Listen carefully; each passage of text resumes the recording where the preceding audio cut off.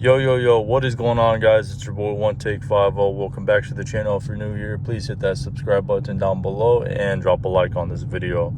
You guys clicked on the video for a reason. You can see from the title, we're going to be talking about 5 mods that you could do to gain over 70 wheel in your Gen 3 Coyote. Let's get to it. So we are going to be talking about a tune.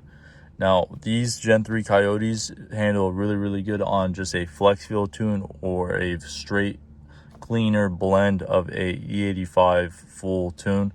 Me personally, I would go with a flex fuel tune, which you could change your octane from 91 or 93 depending on where you live to E85, which is very nice. Now, a tune, from what I have from my dyno, we dynoed my car out, and this was a low reading dyno.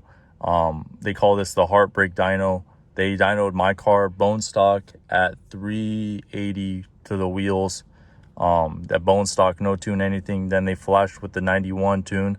They did a pull, and then they had to do another pull, and the second pull they read 408 to the wheels, and then they got rid of all the 91. They put in the E85, and then once they got the E85 in, it pushed 430 to the wheels, which is very good numbers.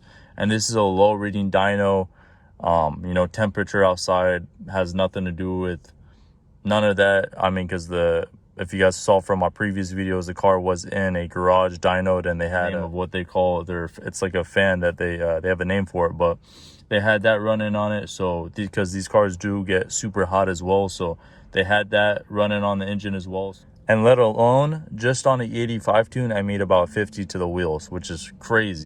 Long tube headers. Now, you do have the options to go catted or catless. Me personally, I would go with the off-road, which is a catless set. Gains as well. You are going with long tube headers. The brands I do recommend are American Racing headers, Corsa, or I'd say Borla headers as well. I did order myself a pair of American Racing headers off-road. I'm about to get those soon, and I'm about to do an installation video on those when I get them in as well. And with just headers as well, paired with the tune, you're expecting an extra 30 to 40 wheel horsepower. All right, the third thing we're going to be talking about is intake.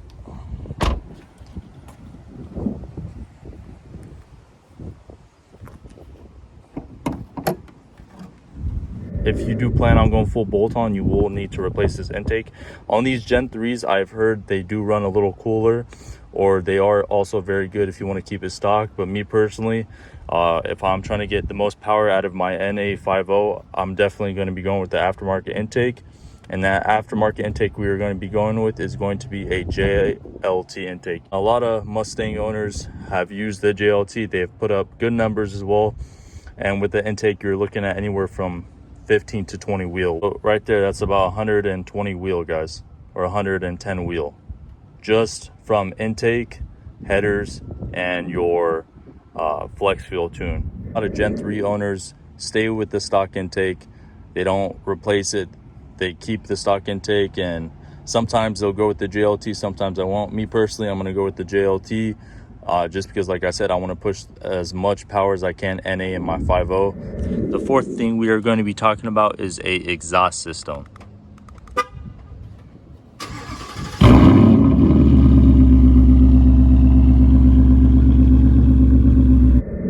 All right, guys, now you were probably thinking, like, what the hell? You're talking about an exhaust is going to add horsepower.